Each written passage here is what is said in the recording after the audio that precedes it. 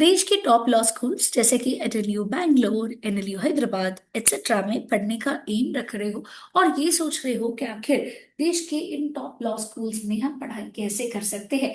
तो गाइस, इसके लिए आपको अपियर करना होगा क्लैट एंट्रेंस एग्जाम के लिए। अब इस वीडियो में हम डिस्कस करने वाले हैं क्लैट 2027 एंट्रेंस एग्जाम के बारे में कि इस एंट्रेंस एग्जाम को कौन अपियर कर सकता है, इस एंट्रेंस एग्जाम का पेपर पैटर्न क्या होता है, कैसे पढ़ना होता है और तैयारी कैसे करनी होती है। कुछ टॉप कॉलेजेस और उनके कट ऑफ्स भी हम लोग देखेंगे।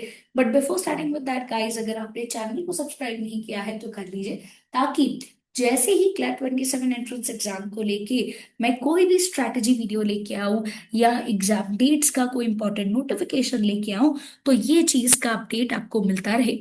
तो गाइस, सबसे पहले जब हम बात करते हैं क्लैट एंट्रेंस एग्जाम की, तो ये एक नेशनल लेवल एंट्रेंस एग्जाम है। इसका पूरा नाम है कॉमन लॉ एडमिशन टेस्ट। ये एग्जाम देके आप देश के टॉप एनएलयूज मतलब कि नेशनल लॉ यूनिवर्सिटीज में अपना 5 ईयर इंटीग्रेटेड कोर्स जो है ये कर सकते हो। अब 5 ईयर इंटीग्रेटेड कोर्स का मतलब होता है कि आपको एलएलबी तो बाय डिफॉल्ट मिलेगा, साथ साथ आप उसके बीए, बीबीए या बीकॉम भी परस्यू कर सकते हो। कुछ कॉलेजेस बीएससी एलएलबी भी ऑफर करती है। तो ये 5 ईयर्स में आपका ये इंटीग्रेटेड प्रोग्राम क्या हो जाता है, खत्म हो जाता है। अब ये एंट्रेंस एग्जाम जो है साल में एक ही बार कंडक्ट की जाती है और इसको कंडक्ट करता है consortium of national law universities. ये एंट्रेंस एग्जाम ऑफलाइन मोड में होती है, पेन और पेपर बेस्ड है, मतलब आपको ओएमआर शीट दी जाती है। ओएमआर शीट का मतलब कि आपका जो भी पेपर होगा वो एमसीक्यू बेस्ड होगा। इस पेपर में आपको लिखना कुछ भी नहीं होता है। जब हम बात करते हैं इस पेपर के बारे में, तो क्लैट एंट्रेंस एग्जाम इतनी पॉपुलर क्यों है?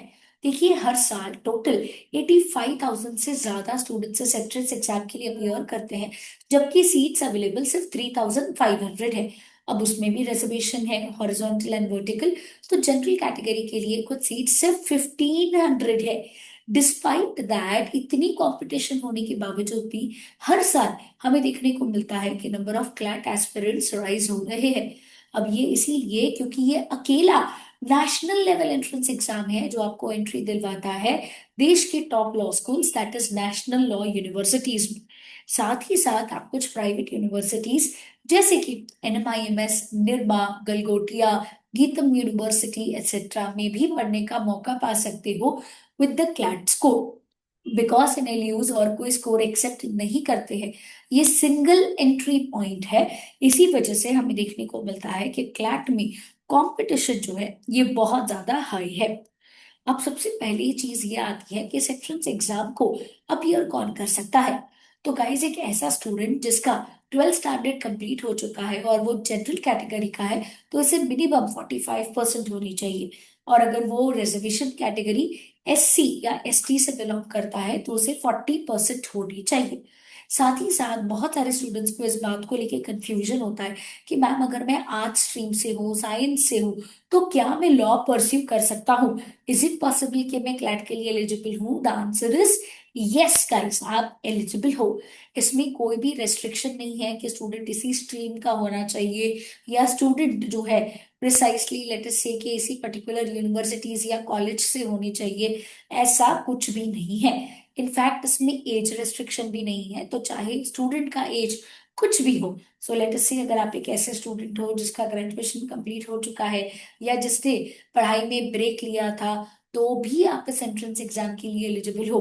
तो चाहे आपकी एज हो यहाँ पे 12th स्टैंडर्ड क्लियर किया है, 30, 40, 50, 60 कुछ भी, आप क्या हो जाते हो, एलिजिबल हो जाते हो। अब इस एंट्रेंस एग्जाम का पेपर पैटर्न समझते हैं। अब देखिए, ये पूरा पेपर आपको एक ही दिन पे सॉल्व करना है। 2 घंटे का टाइम पीरियड आपको मिलेगा। इसमें टोटल आपको 5 सेक्शन पूछे जाते हैं, जहाँ पे इंग्लिश आपको 20% आता है पेपर का, GK current affairs 25%, legal 25%, logical reasoning 20% and quantitative techniques 10%। तो पूरा पेपर आपका जो है 120 मार्क का होगा, जहां पे हर एक क्वेश्चन आपका 1 मार्क कैरी करेगा। और हर गलत आंसर जाने पे आपके 0.25 मार्क्स क्या हो जाएंगे, डिडक्ट हो जाएंगे। सो यहाँ से ये चीज हमें ध्यान में रखनी है कि इस पेपर में तुक्केबाजी बिल्कुल भी नहीं करनी है। घाई घाई में आंसर्स बिल्कुल भी मार्क नहीं करने हैं, बिकॉज OMR बेस्ड है, तो आपको सर्कल करना होगा, जो थोड़ा और ज्यादा क्या हो जाता है, टाइम कंज्यूमिंग हो जाता है। अब सब्जेक्ट वाइज पढ़ना क्या क्या होगा, ये एक ओवरव्यू लेते हैं। इंग्लिश में आपको वोकैबलरी बेस्ड क्वेश्चंस आएंगे, comprehension and grammar based questions आते हैं। अब सबसे पहली चीज ये ध्यान में रखिए कि सिर्फ इंग्लिश में रीडिंग कॉम्प्रिहेंशन नहीं आएगा। RC जो है, दैट इज रीडिंग कॉम्प्रिहेंशन, ये सारे के सारे सब्जेक्ट्स में आएगा। बट इंग्लिश में उसका इंपॉर्टेंस ज्यादा होता है, बिकॉज RC के बेस्ड के ऊपर क्वेश्चंस आपको पूछे जाते हैं। GK करंट अफेयर्स में आपको नेशनल एंड इंटरनेशनल इवेंट्स आते हैं, जो इम्पोर्टेंट है नेशन के पॉइंट ऑफ व्यू से या वर्ल्ड के पॉइंट ऑफ व्यू से। तो आपको RC दिया जाएगा उस टॉपिक के ऊपर, बट उसका आंसर RC में नहीं रहेगा, वो एक रिलेटेड टॉपिक होगा जिसको आपको आंसर करना है।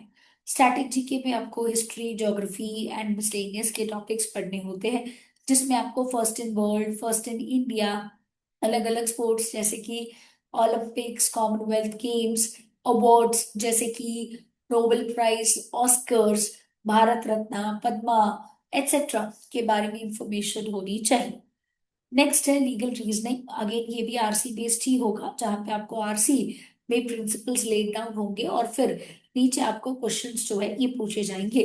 हालांकि क्लैट 2026 के पेपर में हमें लीगल करंट अफेयर के भी क्वेश्चंस जो है देखने को मिले थे, तो ये चीज भी हमें क्या रखनी है, ध्यान में रखनी है। तो टॉपिक्स जैसे कि contract law, constitution law, criminal law, torts, family law, intellectual property rights जैसे टॉपिक्स आपको पूछे जाते हैं। नेक्स्ट इज लॉजिकल रीजनिंग, जहां पे आपको traditional and analogical and critical दोनों ही मिक्स्ड अप होगा। तो आपको puzzles, blood relation, coding decoding, sitting arrangement पढ़ना है, एंड साथ ही साथ आपको क्रिटिकल रीजनिंग भी जो है ये पढ़ना होगा। नेक्स्ट इज क्वांटिटेटिव टेक्निक्स, जहां पे आपसे बेसिक मैथमेटिक्स एक्सपेक्टेड है, जो आपने स्टैंडर्ड 10 तक जो है ये पढ़ा हुआ है। जब हम बात करते हैं इम्पोर्टेंट डेट्स के बारे में, तो नोटिफिकेशन जो है यूजुअली रिलीज हो जाता है, वी कैन से कि क्लैट एग्जाम को लेकर के कहीं ना कहीं फेब मंथ में आ जाता है। एप्लीकेशन विंडो जो है ये स्टार्ट हो जाती है जून के महीनों में, एंड एग्जाम डेट जो है ये फर्स्ट संडे ऑफ दिसंबर में होता है, और रिजल्ट 7 से 8 दिन में आ जाता है। अब क्लैट एंट्रेंस एग्जाम को प्रिपेयर करने के लिए क्या चीजें जरूरी है, तो सबसे पहले ये कि आपको पेपर पैटर्न पता होना चाहिए। ये जो अभी मैंने आपको बताया ये सिर्फ और सिर्फ एक ओवरव्यू था पेपर पैटर्न का, बट आपको डिटेल में पता होना चाहिए। देखिए पेपर जो है आपका लेंदी होगा, तो इसीलिए आपको रेगुलर प्रैक्टिस करना है।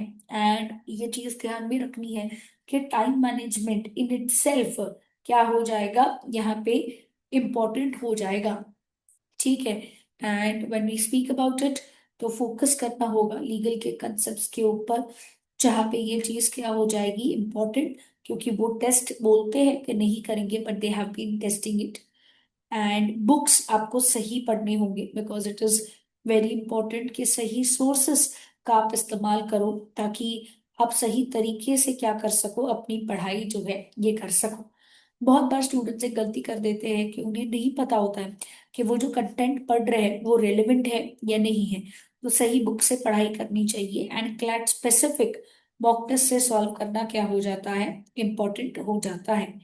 न्यूज़पेपर रीडिंग द मस्ट है, जिससे आपका करंट अफेयर्स के साथ साथ जो है रिवीजन हो सके, पढ़ाई हो सके, एंड आप लोग जो है एक सिंपल जो है इंग्लिश से बाहर निकल के जो आपका जर्नलिस्टिक लैंग्वेज है उसको भी अच्छी तरीके से क्या कर पाओ, समझ पाओ। तो रिसोर्सेस के लिए आइडियली तो मॉक टेस्ट आपको कम से कम 20 से 30 मॉक टेस्ट एग्जाम के लिए सॉल्व करनी है, एंड प्रीवियस 5 इयर्स के पेपर सॉल्व करना जरूरी है।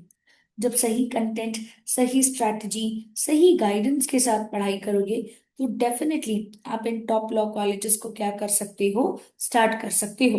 That is NLU Bangalore, Hyderabad, Kolkata, Jodhpur, Gandhinagar, Raipur etcetera. तो इन कॉलेजेस को आपको क्या करना है, टारगेट जो है ये करना है। बहुत सारी करियर अपॉर्चुनिटीज भी होती है, बिकॉज आप NLU से पास आउट होते हो, तो आपको यहाँ पे एक बहुत ही इंपॉर्टेंट अपॉर्चुनिटी मिल सकती है, डायरेक्ट प्लेसमेंट्स आपको मिल सकते हैं फ्रॉम जुडिशियल। आप उसमें जा सकते हो, जज बनने का करियर लग सकते हो, आप लिटिगेशन लॉयर जो है बन सकते हो। इसके अलावा आप लॉ फर्म्स में काम कर सकते हो, लीगल एडवाइजर्स आप बन सकते हो मल्टीनेशनल कंपनीज में, या अपनी हायर स्टडीज परस्यू कर सकते हो। बहुत सारी अपॉर्चुनिटीज होती है, और इसी अपॉर्चुनिटी के लिए आपको सही एनएलयू में जाना बहुत जरूरी है।